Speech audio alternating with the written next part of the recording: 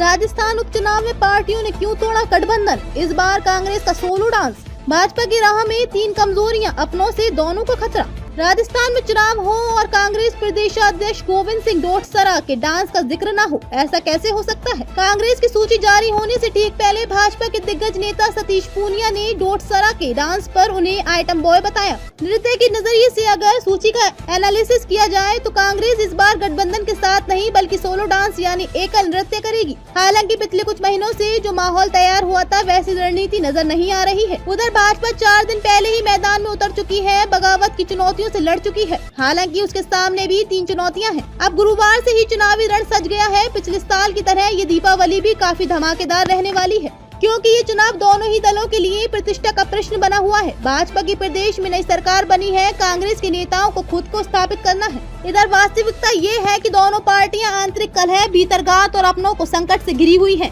हालांकि भाजपा की सरकार है वो बहुत कुछ साध चुकी है, लेकिन आंतरिक मोर्चे पर कितनी सफलता को पा लिया है ये 23 नवंबर को परिणाम वाले दिन ही पता चलेगा। कांग्रेस ने लोकसभा चुनाव की तरह कोई गठबंधन नहीं किया है। इससे ये मैसेज देने की कोशिश की है कि पार्टी राजस्थान में मजबूत है और अपने दम पर चुनाव लड़ेगी। हरियाणा चुनाव के दौरान माना जा रहा था कि पार्टी गठबंधन को दरकिनार नहीं करेगी। पार्टी का एक धड़ा मानता है कि गठबंधन तात्कालिक फायदा देता है लेकिन लॉन्ग टर्म से नुकसान देता है, जैसा बिहार और उत्तर प्रदेश में हुआ। कांग्रेस के प्रदेश अध्यक्ष लगातार 7 सीटों पर चुनाव लड़ने की बात कह रहे थे। छोटे दलों की बात करें तो 2023 के विधानसभा चुनाव में बीएपी 2 सीट 84, सागवाड़ा और आरएलपी भी 1 सीट खींवसर जीती थी। इसके बाद लोकसभा चुनाव के साथ बागीदौरा सीट पर हुए उपचुनाव में भी बीएपी ने जीत दर्ज की। भाजपा ने उपचुनाव में टिकट बंटवारे में कई समीकरण एक साथ लिए हैं। अब उम्मीद है कि बाबा 4 साल तक मुंह पर उंगली रखे रहेंगे और सरकार सरलता से चलती रहेगी। राजस्थान में 7 सीटों पर 13 नवंबर को उपचुनाव होने हैं। भाजपा ने पहली सूची में 6 उम्मीदवारों की घोषणा कर दी है।